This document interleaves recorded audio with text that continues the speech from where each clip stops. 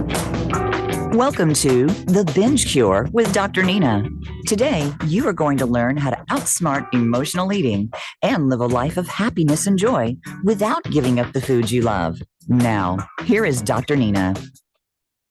Hi, welcome to the Binge Cure with Dr. Nina. I'm your host, Dr. Nina Savelle-Rocklin. I'm a psychoanalyst and eating disorder specialist, and I am here to help you liberate yourself from emotional eating, take control of your life, and feel good in your body, all without dieting, spending hours in the gym, or counting a single macro. So today we're going to talk about powerful strategies to detoxify your relationships and conquer emotional eating. There is a relationship between your relationships and your relationship with food. Let me ask you, do you ever wonder why you just cannot control your eating?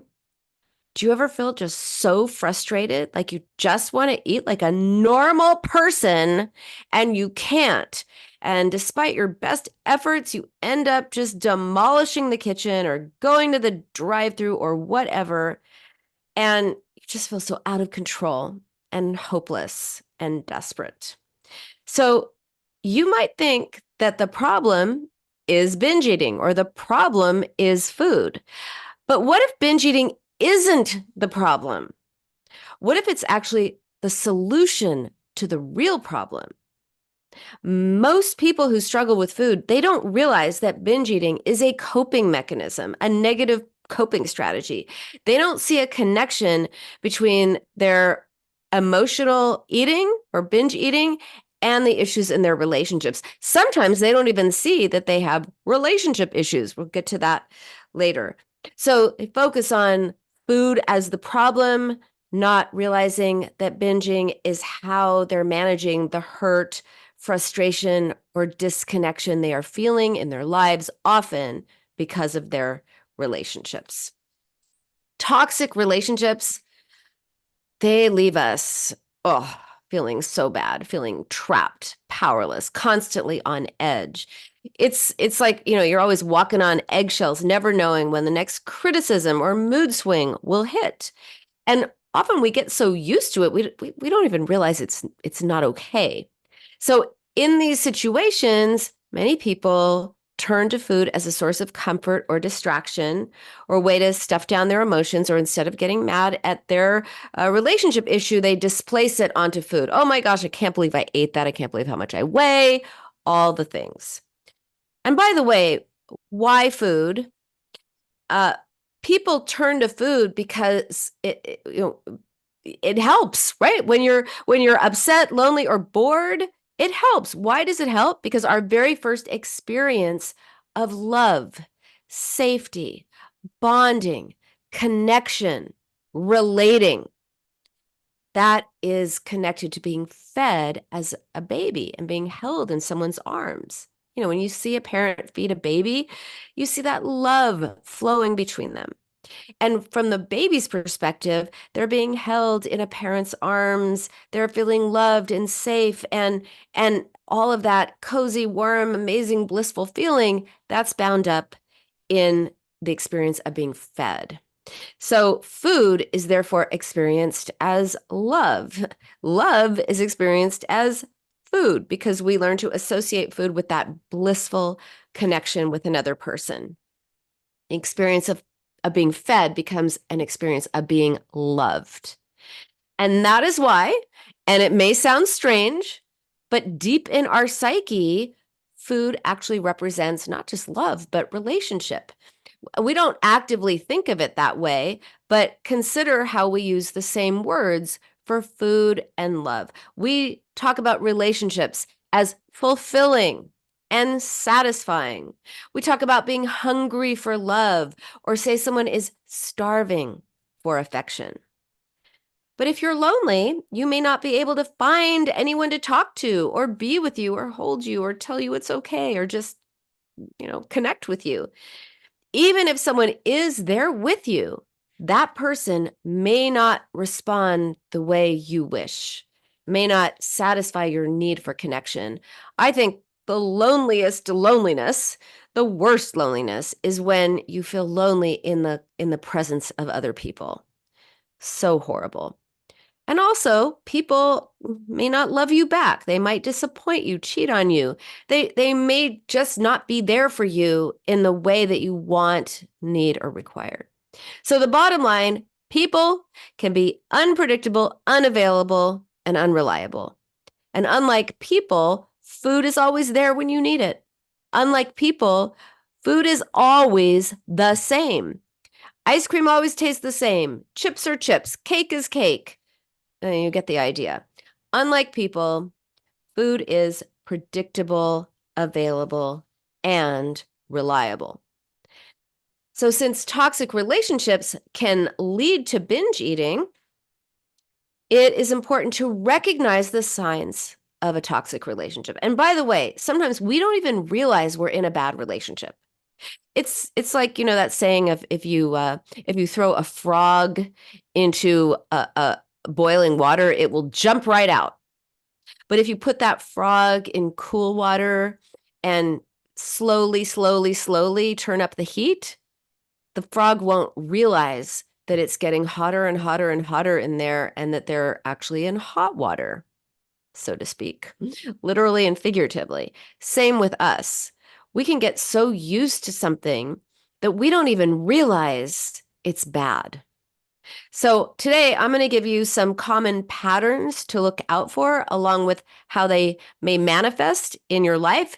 And then we're going to talk about strategies of creating change, and of course, how all of this relates to your relationship with food.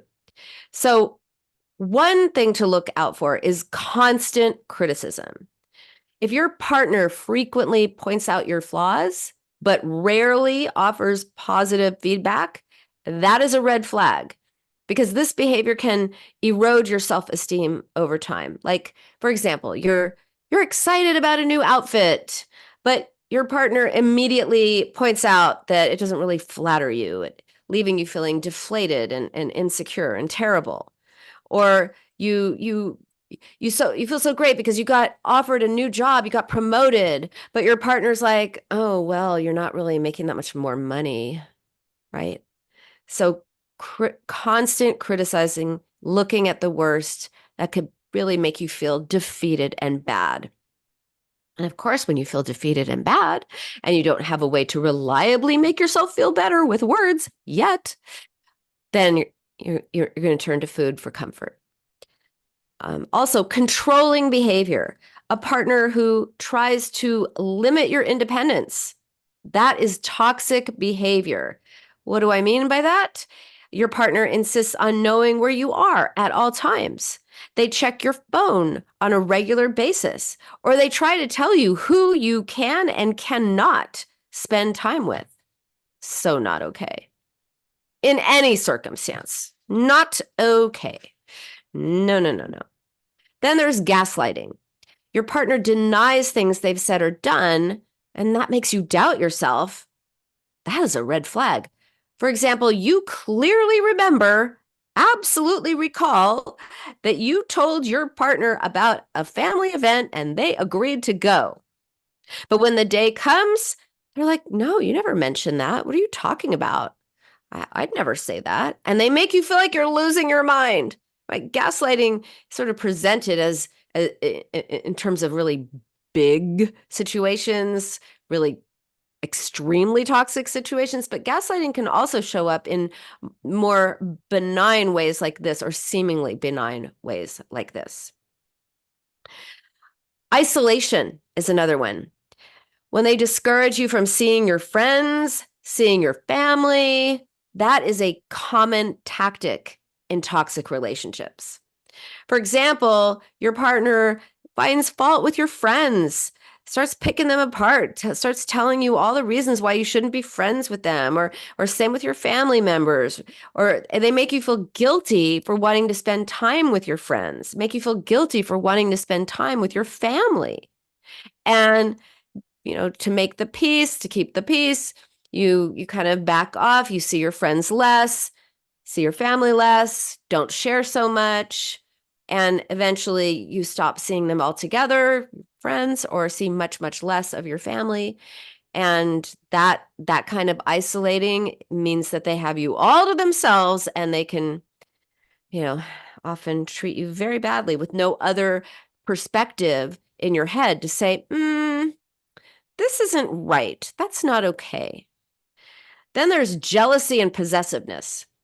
While some jealousy can be normal, right? A little jealousy, you know, excessive jealousy and constant accusations of infidelity, that is not okay. So, for example, you are talking to a coworker of the opposite gender or of the same gender, if you're into that, and your partner accuses you of flirting or having an affair, like really extreme, without any evidence. I had lunch with so and so. Well, you and so and so. When else do you see so and so? Let me see your phone. Frequent mood swings. An unpredictable emotional environment can leave you on edge. Like 1 minute, they're loving, they're affectionate, they're all about you, they're happy, they're making plans, talking about the future, it's all good. And the next minute, it seems, or the next day, they're cold, they're distant, and you can't see any reason for the shift. They're just hot and cold. And then they won't talk about it, and it's not like something happened. And then they shut you out, right? They don't talk to you, they're cold. It's like some kind of iron I was going to say iron curtain. I guess, it's the Cold War. So like you can't connect with them. There's something between you and you just don't get it and they don't talk to you. And it makes you feel helpless and anxious and worried and like you're losing them. And just, it's just a terrible feeling. Next is emotional blackmail, and that is using threats or ultimatums to get their way. That is a form of manipulation. It is a big red flag. Like your partner threatens to leave you, to divorce you, to break up with you, or to harm themselves if you don't do what they want. Emotional blackmail, not good. Also, there's just disrespectful communication. That means they talk to you in a condescending, dismissive manner, more often than not. But, that's never okay to talk to you in a condescending or dismissive manner. Although in real life, people do sometimes like, really? People do sometimes speak in a dismissive way to people they love or in a maybe condescending way, but it ought to be an anomaly and situationally specific, not a way that is just the norm. That is not acceptable. Like, here's an example. Like you express an opinion and your partner just rolls their eyes like, oh, can you be any more stupid? The eye roll says. Or they always say things like, you don't know what you're talking about. You're stupid. Calling you names. Like, that's so stupid. What are you talking about? Shutting down conversations. So those are 8 ways in which you can start to recognize toxic relationships. Let me tell you about Cindy. I'm gonna give some examples of people today, some with more overtly toxic relationships, some with relational issues, all of which led to a definitely toxic relationship with food.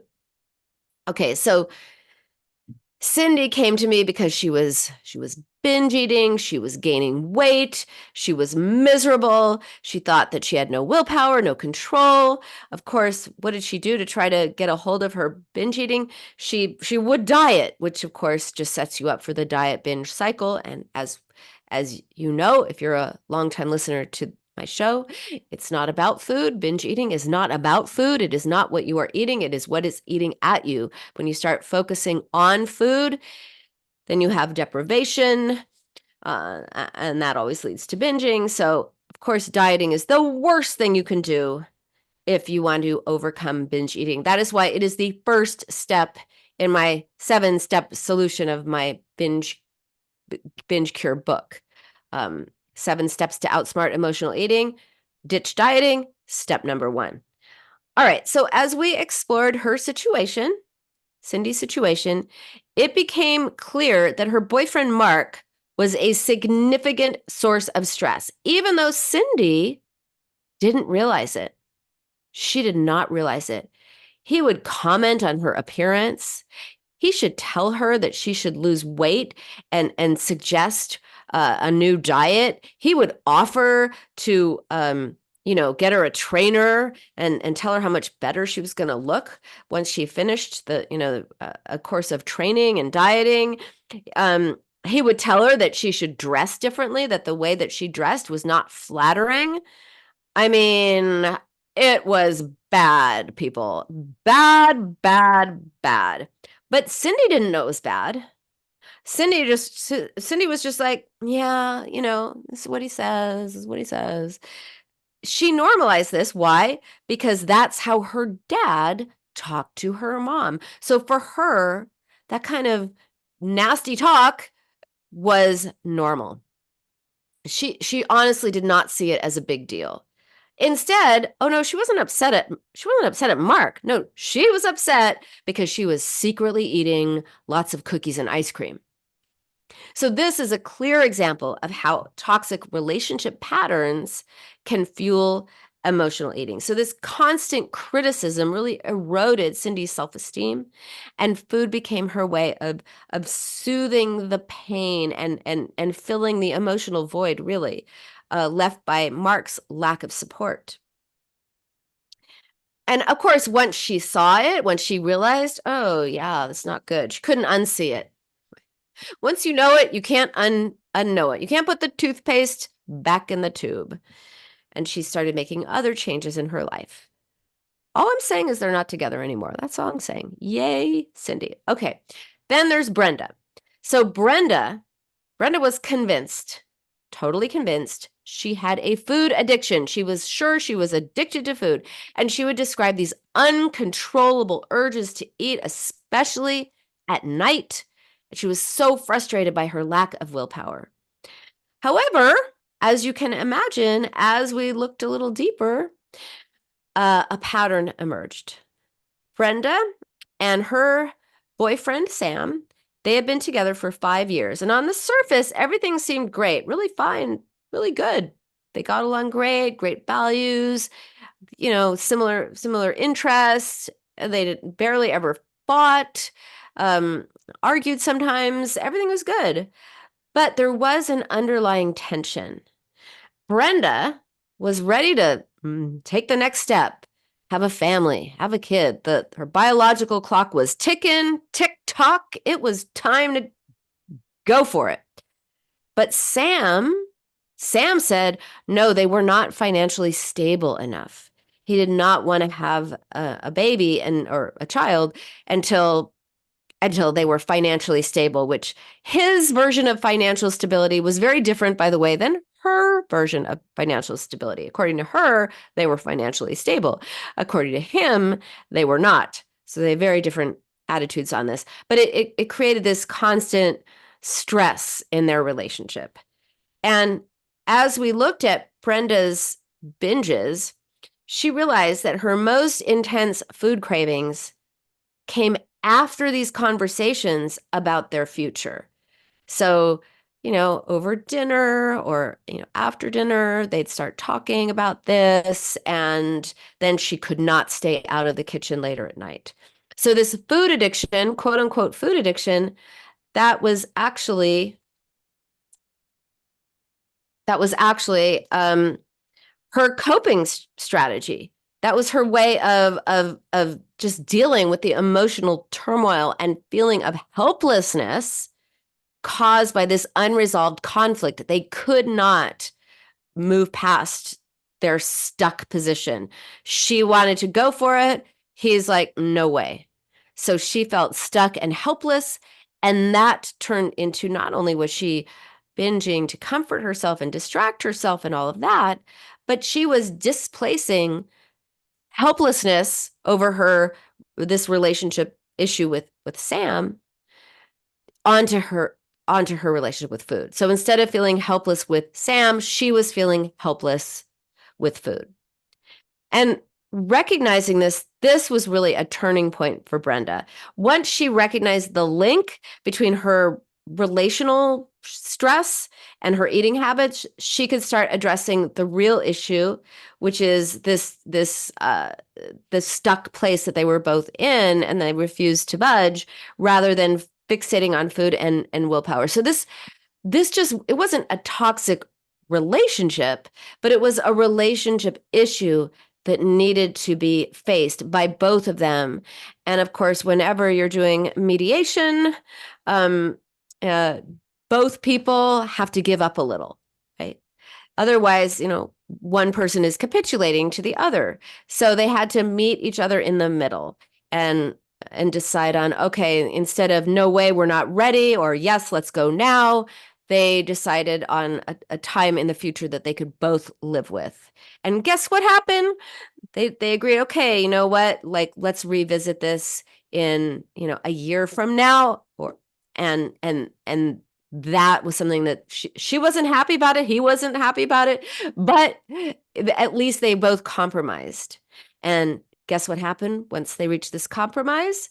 Oh yeah, you guessed it. She stopped binging because she was no longer eaten up inside, so to speak, and so upset. So when we're caught in a toxic relationship or difficult relationship dynamics, of course, it's very common to feel drained, anxious, depressed, angry, and then eating becomes our way of coping, soothing ourselves, numbing our pain, filling an emotional void, displacing helplessness from a relationship issue to food. So as you can see, that pint of Ben and Jerry's or whatever it's not just about the taste. It's not about control. It's not about any of those things. It's about finding a way to cope when we feel like we have nowhere else to turn. And this is the cycle, right? It's you experience the toxic or challenging behavior from a partner, or you have a difficult situation where you just keep getting stuck on. You feel stressed, you feel anxious, you feel angry, you feel whatever you feel. You feel intense feelings. You eat to soothe or distract or numb those feelings temporarily. Then you feel guilty. You feel shame about losing control and eating. And so then you turn to food again for comfort and distraction. It is a horrible, horrible cycle. It's the worst. And it's even worse when you're also in a toxic relationship.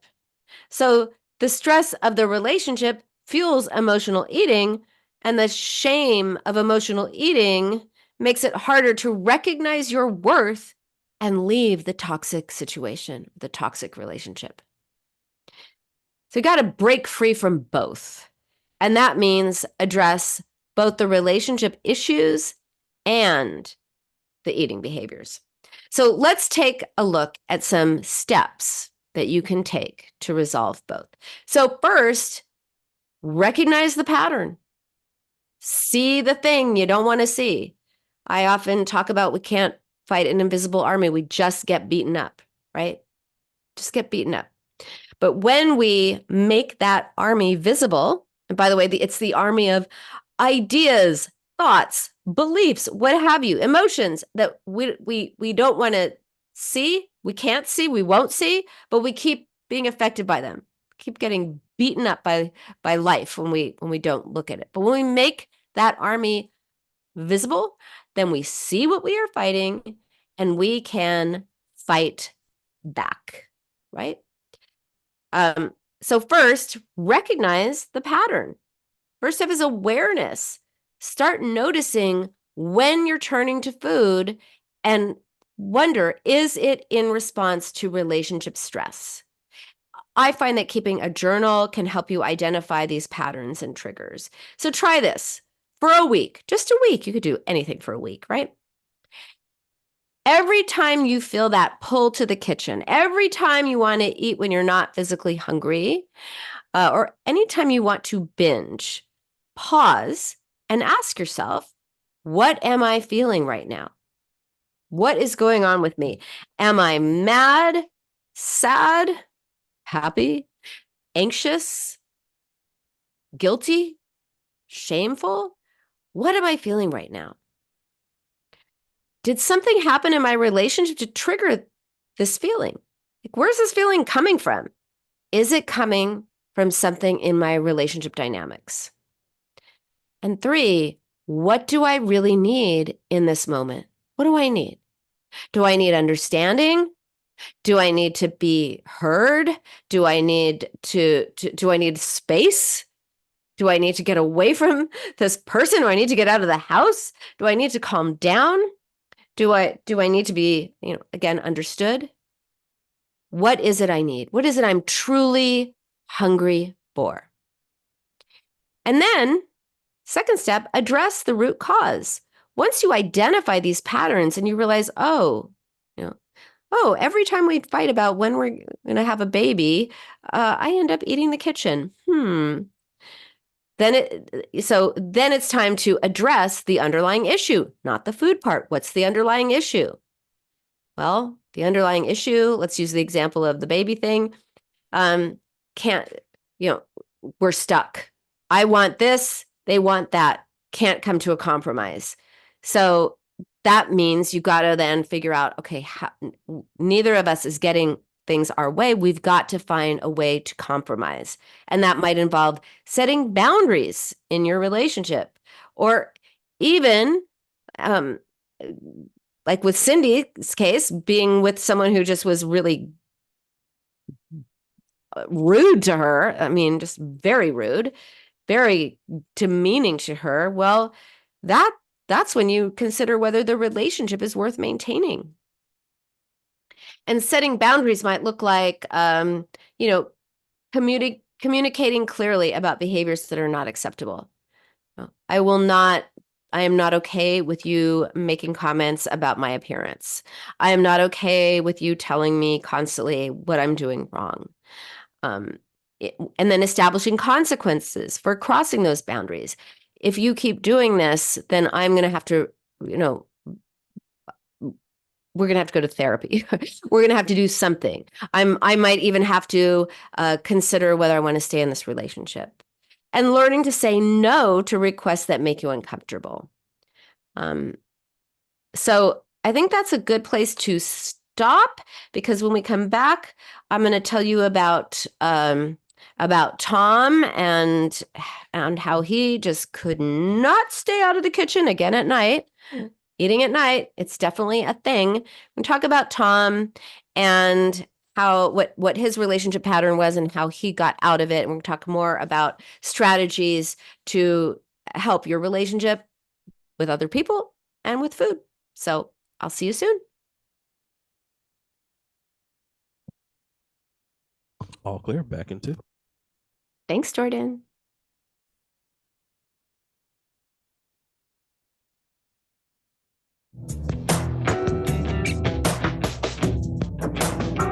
Welcome back to the Binge Cure with Dr. Nina. Have questions for Dr. Nina? Join her on the show at 866-472-5792. That's 866-472-5792. Now back to the show.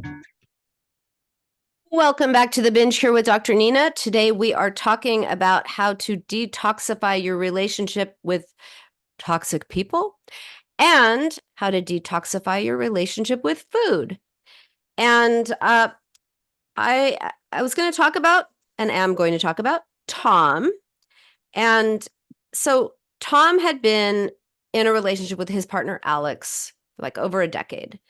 And he came to therapy because he just couldn't stop eating when he wasn't hungry. He was always what he called grazing. All day long, he was grazing. And he was just, oh my God, why do I keep eating this? Why don't want this? Why do I keep having? He thought he had no willpower. He thought there was something wrong with him. And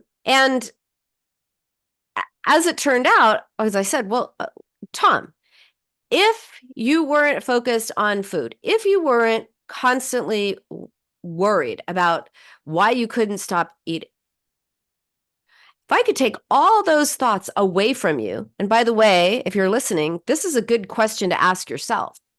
If I could take all those thoughts about food, weight, body image, all the things. If I could take it away from you, what would you be worried about? What would be on your mind? Because when you ask yourself that question, then you often figure out what's really eating at you, and you're eating as a solution to that.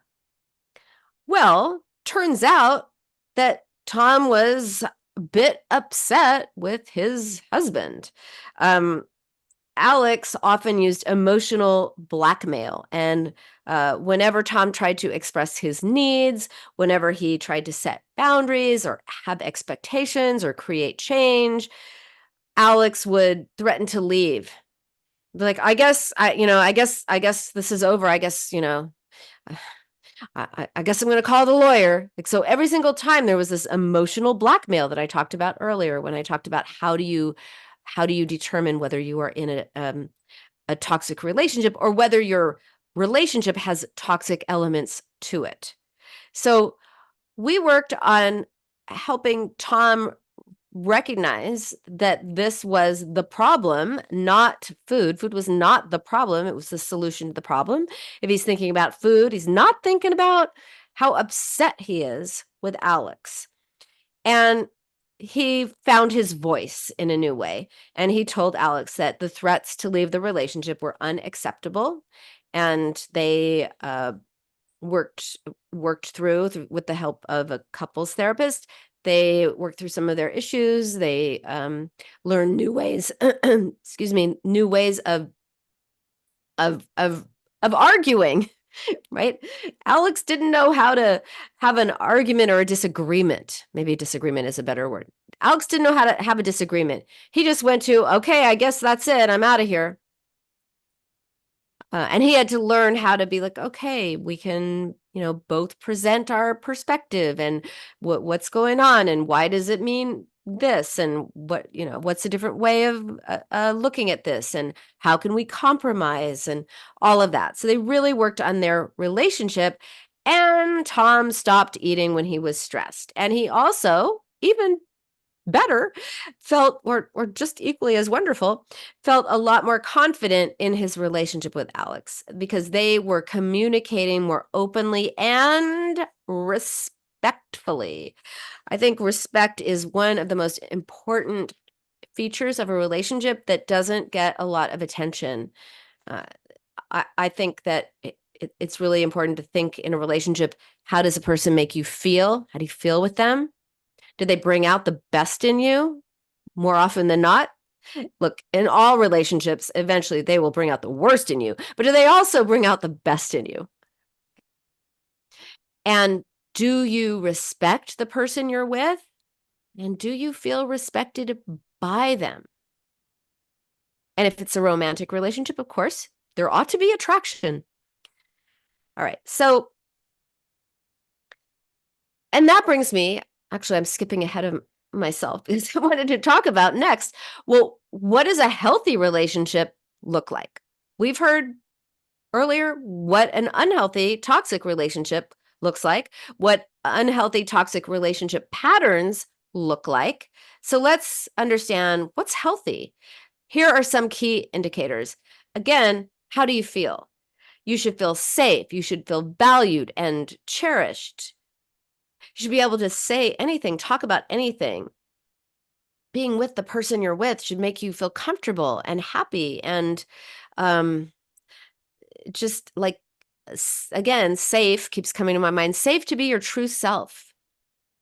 It should just be comfortable. It should be easy. It should be like, yes, they're my best friend. They've got me and you've got them. So ask yourself, do you feel energized with this person or drained after you spend time with your partner? Can you be your authentic self around them? Or do you feel like you're walking on eggshells and you just don't know what is going to set them off? Do you feel supported in your goals and your dreams? Because that's healthy. It is not healthy to feel drained. It is not healthy to walk on eggshells. It's not healthy to have someone tell you that your hopes and dreams are stupid or you'll never reach them or why do you even want to do that or something along those lines. And do they bring out the best in you? So a good partner really motivates you to pursue your goals. They'll urge you to follow your heart. They celebrate your achievements. They support you through challenges when times are hard, or when they'll do things they don't want to do. Like, maybe you go have dinner with your parents once a week and they don't love your parents. They're not quite a fan of your parents, but they will go with you because they want to support you and they love you. And sometimes when we love someone, we don't think about ourselves. We do what we have to do to make our partner feel better. And sometimes they do the same for us. So positive signs, your partner encourages you to try new things. They encourage you to step out of your comfort zone. They celebrate your success. They don't feel threatened by your success. They actually are happy for you. They celebrate you. And they offer support and understanding when times are tough and when you're going through a difficult time. That is healthy. There's also, again, can't stress it enough, mutual respect. Respect, I truly believe respect is the cornerstone of a healthy relationship. And that means, you admire the person you're with. You admire their qualities. You value their opinions. And you even respect your differences. It's like, okay, the things you respect and admire and love far outweigh the things that you're just like, really? No, I'm just thinking about something that I will not share. Sorry, it's going to stay a secret. Okay. Oh, I'm just having my little moment here. Anyway, so respect is so important. And in a respectful relationship, you handle disagreements by being considerate.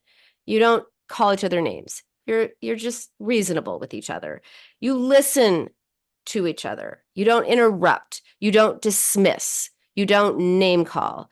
You have a willingness to compromise. You want to find a solution. You want to meet halfway instead of being in a power struggle where you want to win. Some relationships, they're like a seesaw, right? They put you down to elevate themselves, and it's just a power struggle, up, down, up, down. Get off the seesaw, get out of the power struggle, and think about mutuality, mutual consideration. Sometimes you give up what you want to make them happy. Sometimes they give up what they want to make you happy. That's really mutually successful. And that causes harmony. That is the key to a harmonious relationship. Also, to do this, of course, you need open and honest communication. So what is that? Look for the ability to discuss hard things without it turning into an argument. A discussion is different than an argument. Having a conversation, and this is my perspective, that's yours, without it turning into an argument or an attack. Right now, we're in a politically charged time, and it's really interesting that someone posted something about one of the candidates, and I said, actually, this is, if you look this up, here's the truth about that candidate. I didn't call that person names. I didn't say you're so stupid believing that, but that's what they did to me. They told me that I was stupid. I should be ashamed of myself.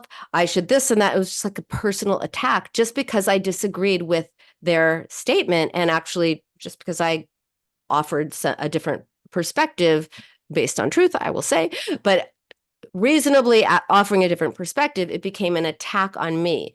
Personal attacks are never okay. You can disagree without attacking each other. And when you do that, it doesn't turn into an argument. It turns into something more fruitful.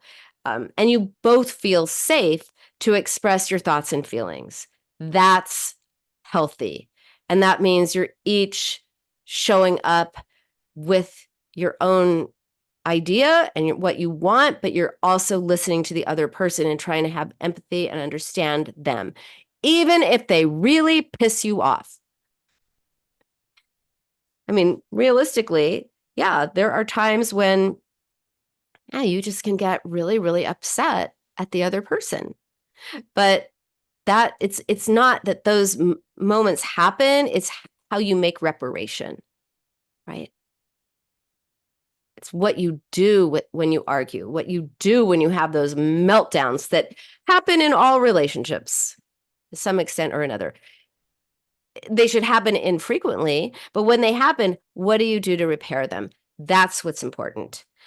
Also, in a healthy relationship, trust and independence is really important. That means, well, trust is basic trust, right? You're not suspicious. You're not looking at their phone. You trust them. You trust their love for you. You trust their commitment to the relationship. Independence, I guess I really mean interdependence, because being too independent is not good. Being dependent is not good. Interdependent means you have your own life, your own friends, your own maybe job, your own whatever. The other person has their own life, and then you have a life together and you have that balance. That's interdependency. Where people get into bad relationships is when it's all about maybe the couple. So there's you, there's the other person, and then there's the couple. If you get into a place of enmeshment where it's all couple and no individuality, that's not good. And those couples are the ones that say, well, how did you like your vacation? Oh, we loved it. We did this, and they're incapable of talking from an I place. It's all we, as if they're just one fused entity. And then on the other side of the spectrum are people who there is no sense of having a couple, and it's all it's you're just kind of coexisting your individual lives, but you don't really have a we. There's I, but no we. And that's out of balance too. Or when you have a relationship where it's all about one person and the other person doesn't matter and there's no couple, that's the worst of all. That's terrible, where you feel like you're just a satellite around somebody and you don't even matter in the relationship. It's just, what can you do for them? And it becomes all about them. Very, very, very, very toxic relationship. So trust means, again, no need for check-ins or explanations. You don't have to check in and say, well, here's where I went and here's with whom I was, here are the people I was with. Supporting each other's individual growth and pursuits. Remember, you deserve a relationship that nurtures your well-being and encourages your growth. And when you have healthier relationships, you will find that your relationship with food naturally improves as well. One more example. This is Lisa. And as always, anytime I mention anyone's names, these are not their real names. All right. So Lisa knew that her relationship issues were affecting her emotional eating. So she had retired fairly recently. Her husband John was still working full time. He'd always been passionate about golf, and he was spending almost every weekend on the golf course with his friends.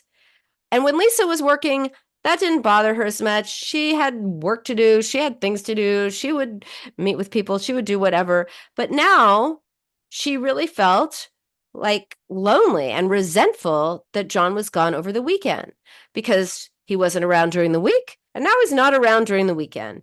And it wasn't until she retired that this became an issue. And she realized that when was she binging the most? Oh yeah, the weekends when he was out golfing. And it symbolically, of course, it filled the emptiness. It distracted her from her loneliness, and it distracted her from her, what it meant to her that John was constantly golfing. Like, she rationally knew, like, oh, I know he loves it. He's always done it. Why am I feeling this way now? But she also felt hurt. And so she realized this. She worked on communicating her needs to John, and she also found more fulfilling ways to spend her time.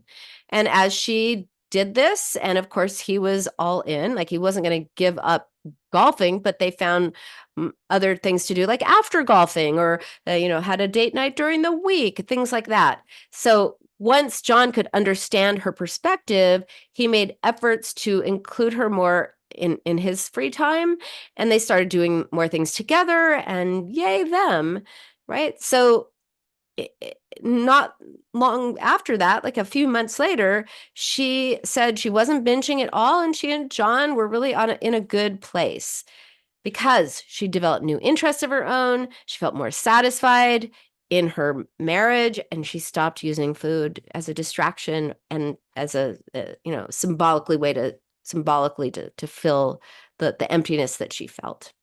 So this can happen for you too, as you address the toxic patterns in your relationships or the difficulties. Not all of these things are toxic, but there are some difficult things that can come up in relationships that can affect your relationship with food.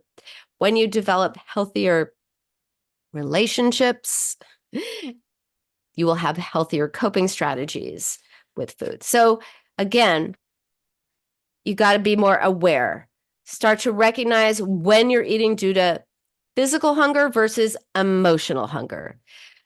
Start having better emotional regulation. That means identifying what you're feeling, responding to yourself differently, using words, validating, acknowledging, reassuring yourself, setting boundaries. When you set boundaries and you surround yourself with people that, if you're in a toxic relationship, get out of it and be with more positive people.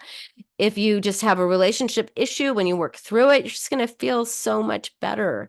And that means you're not going to use food to cope. And by then, hopefully, you've also learned other coping strategies.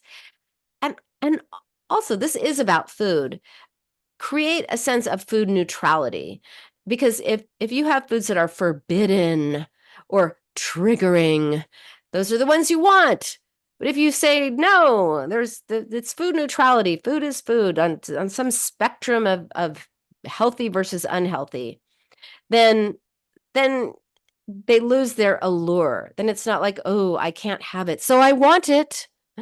It's, I can have it anytime. Do I want it? And to get to that point of I can have it anytime, by the way, you really have to cultivate new ways of being with yourself, naming your emotions, expressing what you feel, responding to yourself differently. Then you can get to the point of truly knowing you can have it. And then you can just decide, do you want it? Could have it? When you can have it, sometimes it's like, no, I don't really want it. When you think you can't have it, it's I want it. So as you can see, overcoming binge eating and emotional eating isn't about willpower. It isn't even about food. It's about addressing what is truly eating at you. And by looking at these toxic patterns in your relationships, by taking steps to address them, cultivating healthier connections with others and with yourself, you can stop emotional eating, stop binge eating. It gets in your rearview mirror. It's something that you used to do, and you don't need to do it anymore, and you don't need to worry about doing it in the future. That's how you find lasting peace and happiness. So again, by addressing all of this, all the roots that create the behavior, you will build a healthier relationship with others and with yourself. And that's how you create that life of food freedom, liberation, as I like to say, liberation, emotional well-being, and really lasting love, because you're really, truly there for yourself. And when you love yourself, it's easier to take in love from others. Okay, and that is our show for today. Thank you so much for joining me on the Binge Cure with Dr. Nina. If you want a deeper dive into this topic, I talk a lot about relationships with others in my book, The Binge Cure, 7 Steps to Outsmart Emotional Eating. It is available on Amazon in all formats, including Audible. And be sure to also check out the Binge Cure Journal. It is over 200 pages of, it's a guided journal. It's 200 pages of worksheets that help you take the principles from the book and implement them. And it's really a deep dive into you, and it's designed to help you get that lasting food freedom that you deserve. So you can wake up and not think about what you're going to eat. You could think about your day. That is my wish for you. All right, have a very good week. I'll see you next week. Bye for now. All clear. Great show.